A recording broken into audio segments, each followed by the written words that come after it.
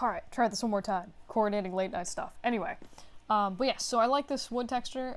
It does a nice job. Like if you just look at it from the side, you don't notice all the disgusting grime and wear. But then if you look at it, you know, with the light shining a certain way, you see all the areas where the finish has worn off the wood, where it's not really a different color, it's a different sheen.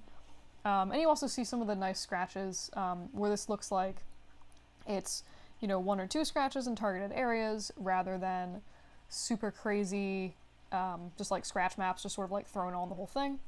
They've done some nice stuff where they go in and they have textured grime into the corners of the windows. There's, I don't know, there's overall a very nice looking clock, I think. And you also see the different areas in the wood. So for one, all the grain is running the right direction, which makes me very happy.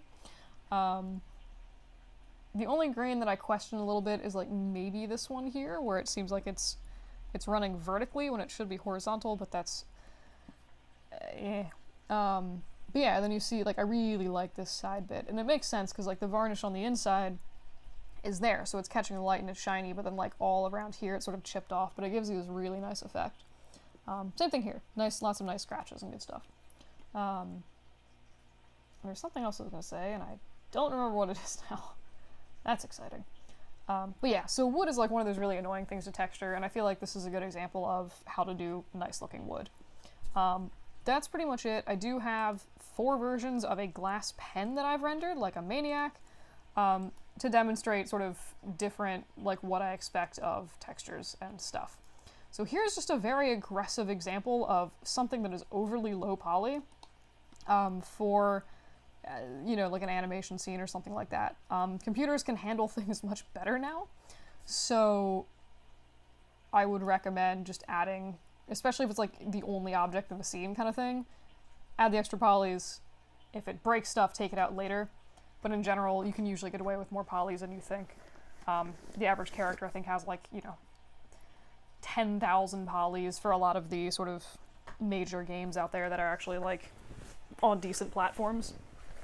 So that's an example of too low poly. Give me 5 seconds. Look at this ugly pen and just like see how hideous it is while I prevent the cats from scratching at the door. Like crazy people.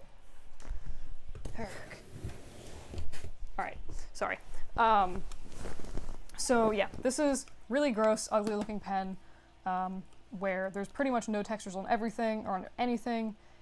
It's just sort of generic, like the ink is shiny, which is fine, like the paper has no texture on it, like it's just slider values and Lamberts and stuff, basically, and it looks super boring.